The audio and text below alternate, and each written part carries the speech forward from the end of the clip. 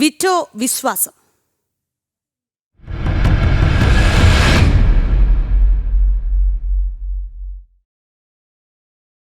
ശബരിമല സ്വർണ്ണ കവർച്ചയിൽ ഉണ്ണികൃഷ്ണൻ പോറ്റിയുടെ മൊഴിയെടുത്ത് ദേവസ്വം വിജിലൻസ്. ഉണ്ണികൃഷ്ണൻ പോറ്റിയുടെ മൊഴിയിൽ സർവത്ര ആശയക്കുഴപ്പം.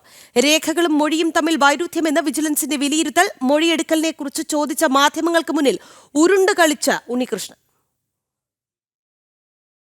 ശബരിമല സ്വർണ്ണ കവർച്ചയിൽ ഉണ്ണികൃഷ്ണൻ പോറ്റിയുടെ മൊഴിയെടുക്കൽ പൂർത്തിയായി. ശനിയാഴ്ച വൈകിട്ട് 3 തുടങ്ങിയ മൊഴിയെടുക്കൽ രാത്രി 7:30 വരെ നീണ്ടു.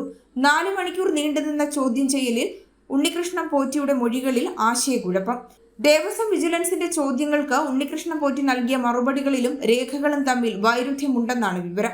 ചോദ്യങ്ങൾക്ക് ഏറെ നേരം സമയമെടുത്താണ് ഉണ്ണികൃഷ്ണൻ പോറ്റി മറുപടി നൽകിയത്.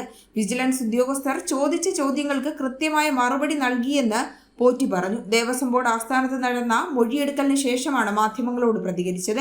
മൊഴിയെടുപ്പ് പൂർത്തിയായെങ്കിലും ബംഗളൂരു അടക്കം കേന്ദ്രീകരിച്ച് വിജിലൻസ് അന്വേഷണം തുടരുന്ന സാഹചര്യത്തിലും മൊഴിയിലെ വൈരുദ്ധ്യത്തിലും വീണ്ടും പോറ്റിയുടെ മൊഴിയെടുക്കുമെന്നാണ് വിലയിരുത്തൽ. ജനം, തിരുവനന്തപുരം.